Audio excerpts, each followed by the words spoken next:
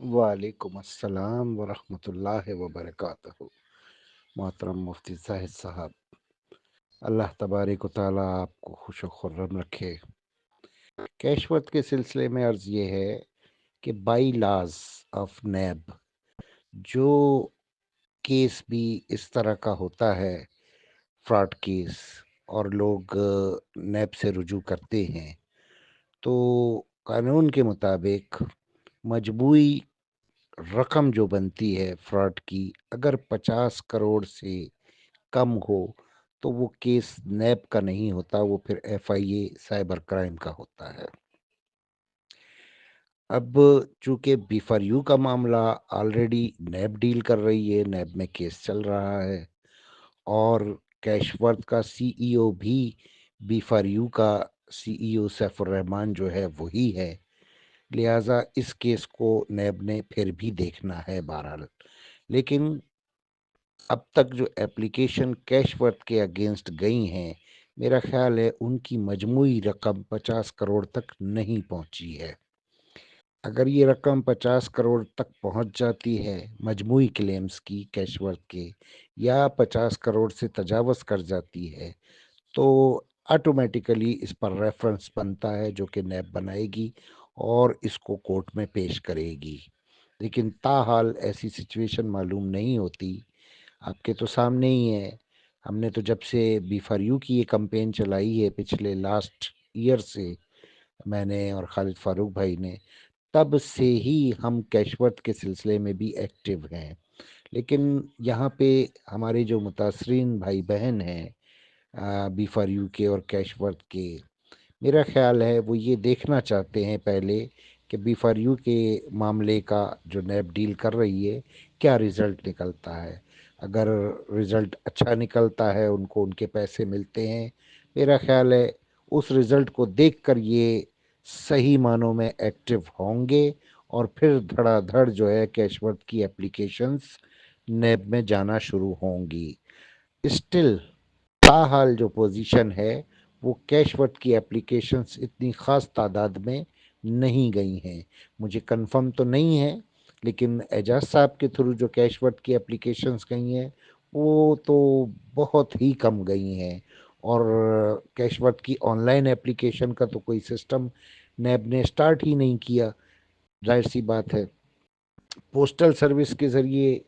भी हमने लोगों को कंपेल किया था कि कैशवर्थ की एप्लीकेशंस दें, लेकिन उसमें भी अभी कोई खातिर ख्वाह पेशरफ्त नहीं हो पाई है। अब ये मुतासरीन के ऊपर, कैशवर्थ के जो मुतासरीन हैं उनके ऊपर डिपेंड करता है कि वो जितनी ज़्यादा तादाद में एप्लीकेशंस देंगे, उतनी ही जल्दी उनके मजमूई क्लेम की रकम 50 करोड़ से ऊपर हो जाएगी और फिर नैब इसका रेफरेंस तैयार करेगा। तो इसी हवाले से कल भी मैंने अर्ज़ किया था,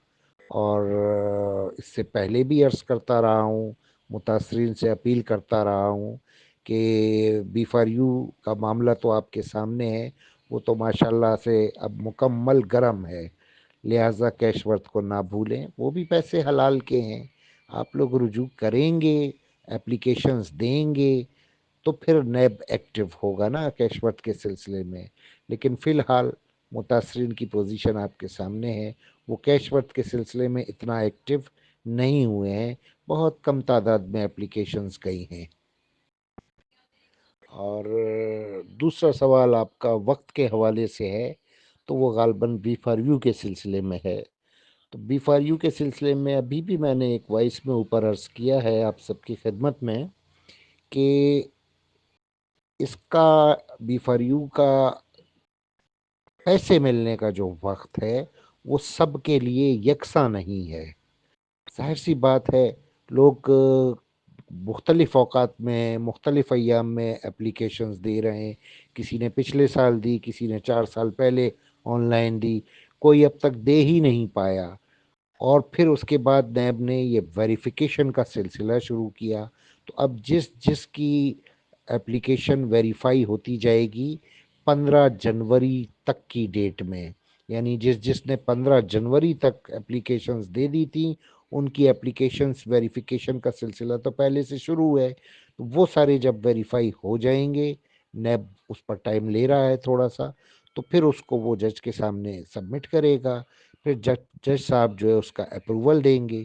جب اپروول جج صاحب دے دیں گے تو پھر چیکس کی تیاری کا مرحلہ شروع ہوگا، وہ کم سے کم 3 سے 4 مہینے تو لے گا، اور اس کے بعد پھر لوگوں کو ایک بار پھر نیب زحمت دے گا، کال کرے گا چیکس کی وصولی کے لیے۔ تو اب انڈرسٹوڈ سی بات ہے کہ اگر مثال کے طور پہ ایک صاحب نے 15 جنوری کو اپلیکیشن دی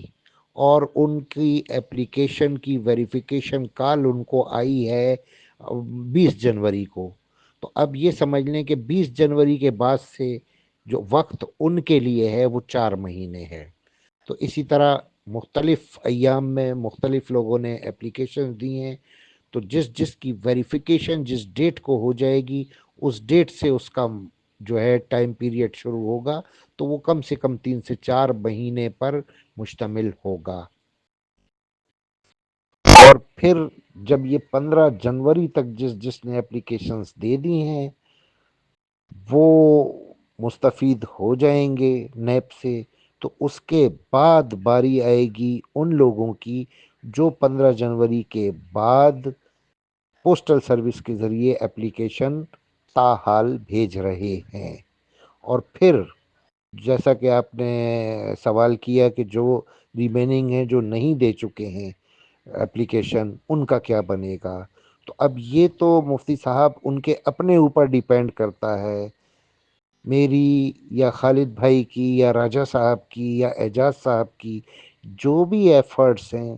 جتنی بھی اپیلیں ہم نے کی ہیں وہ گروپوں میں موجود ہیں، لیکن اگر لوگ پھر بھی نہیں اپلیکیشنز دے رہے ہیں تو اب اس میں ان کے لیے کیا کیا جا سکتا ہے؟ پھر تو کچھ نہیں کیا جا سکتا، ظاہر سی بات ہے نیب سے رجوع کریں گے تب کچھ بنے گا نا۔ تو میں پھر ایک بار اپیل کرتا ہوں کہ جو ریمیننگ ہیں، جو رہ گئے ہیں، جنہوں نے اب تک اپلیکیشنز نہیں دی ہیں نیب میں، وہ اپنے ساتھ ظلم نہ کریں، فوری طور پر اپلیکیشنز دیں،